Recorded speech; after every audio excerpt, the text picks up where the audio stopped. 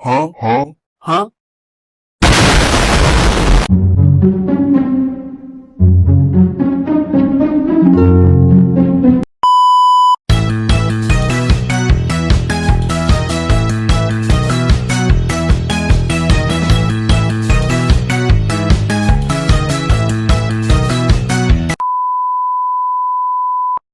Assalamualaikum warahmatullahi wabarakatuh.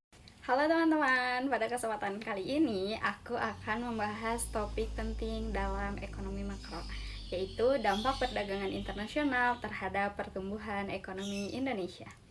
Di era globalisasi, tidak ada negara yang benar-benar bisa memenuhi seluruh kebutuhannya sendiri. Setiap negara saling bergantung melalui kegiatan perdagangan internasional. Indonesia sebagai negara berkembang juga aktif melakukan kegiatan ekspor dan impor yang secara langsung maupun tidak langsung memengaruhi pertumbuhan ekonomi nasional. Pertama, pengertian dan peran perdagangan internasional. Perdagangan internasional adalah kegiatan pertukaran barang dan jasa antar negara. Indonesia mengekspor berbagai produk seperti batu bara, minyak kelapa sawit, nikel, karet, tekstil, serta produk manufaktur. Sementara itu, Indonesia mengimpor barang modal, bahan baku industri, serta teknologi yang belum dapat diproduksi secara optimal di dalam negeri. Pertumbuhan internasional berperan sebagai salah satu pertumbuhan ekonomi karena mampu meningkatkan pendapatan nasional, memperluas pasar, serta mempercepat proses pembangunan ekonomi. 2. Dampak positif perdagangan internasional. Dampak positif pertama adalah meningkatkan produk domestik bruto atau PDB. Ekspor merupakan salah satu komponen penting dalam PDB.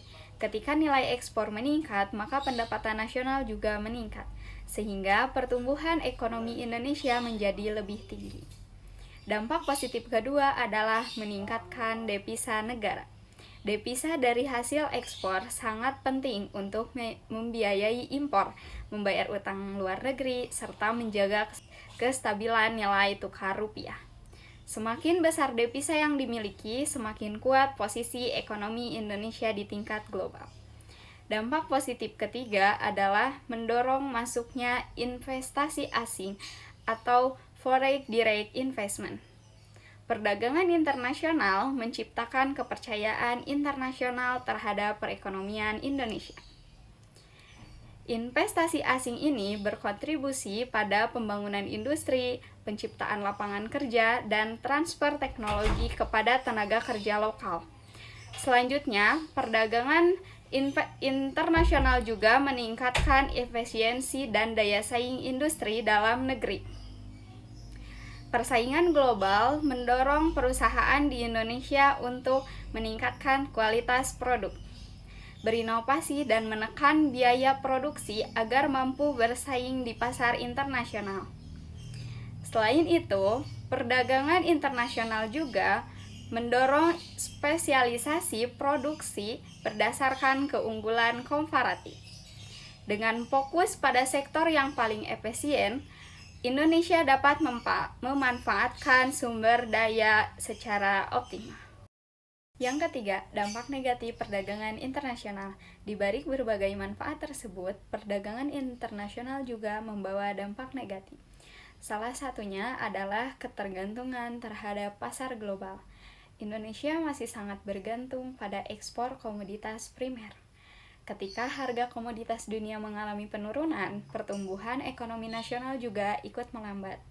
Dampak negatif berikutnya adalah defisit neraca perdagangan. Jika nilai impor lebih besar dibandingkan ekspor, maka akan menjadi defisit perdagangan yang dapat menekan nilai tukar rupiah dan mengganggu stabilitas ekonomi makro. Selain itu, masuknya produk impor yang lebih murah dan berkualitas dapat menekan industri dalam negeri, terutama UMKM. Jika tidak dilindungi dan dibina dengan baik, pelaku usaha lokal dapat kehilangan daya saing. Perdagangan internasional juga berpotensi menimbulkan ketimpangan ekonomi, baik antar wilayah maupun antar sektor. Daerah yang memiliki akses pelabuhan dan industri ekspor biasanya berkembang lebih cepat dibandingkan daerah lainnya. 4. Kebijakan pemerintah dalam mengoptimalkan perdagangan internasional. Untuk memaksimalkan manfaat dan meminimalkan dampak negatif perdagangan internasional, pemerintah perlu menerapkan kebijakan yang tepat.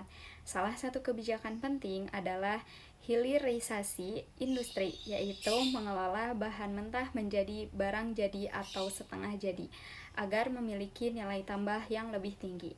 Pemerintah juga perlu memperkuat industri nasional dan UMKM melalui pelatihan, pembiayaan, serta pemanfaatan teknologi digital.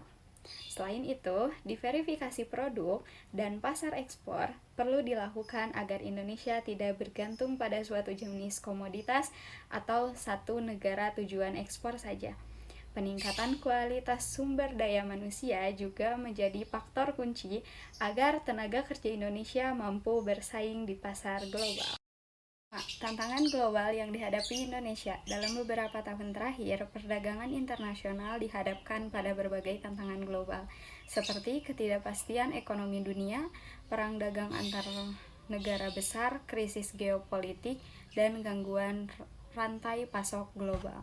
Kondisi ini membuat Indonesia perlu memperkuat ketahanan ekonomi domestik agar tidak terlalu rentan terhadap guncangan eksternal.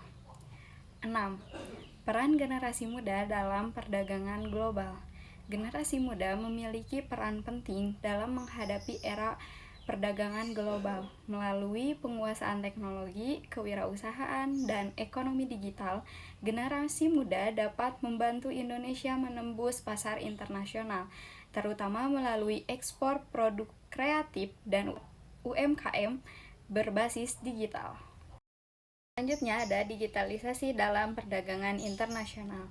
Perkembangan teknologi digital mengubah pola perdagangan internasional melalui e-commerce lintas negara. Pelaku usaha Indonesia, termasuk UMKM, dapat menjangkau pasar global tanpa harus memiliki jaringan distribusi fisik yang besar. Digitalisasi ini dapat meningkatkan ekspor non-migas dan memperluas basis pelaku perdagangan internasional di Indonesia. Lalu yang selanjutnya ada perdagangan internasional dan ketahanan ekonomi nasional.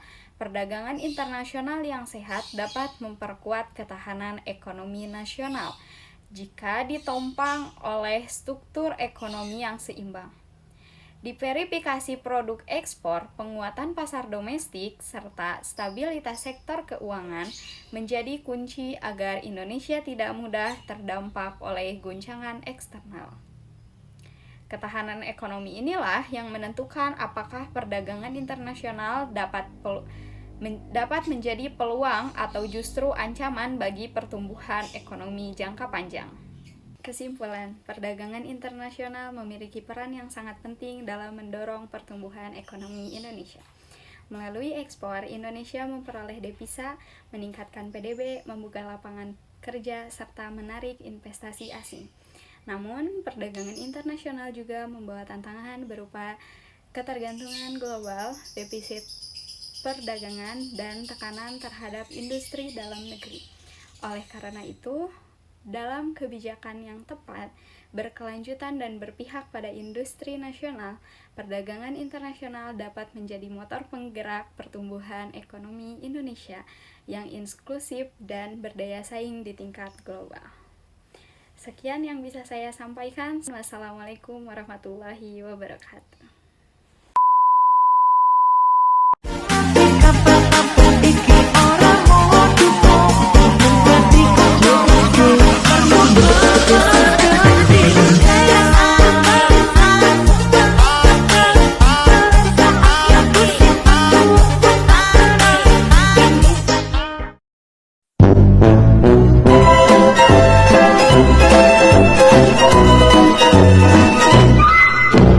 Oke teman-teman, terima kasih sudah menonton videonya.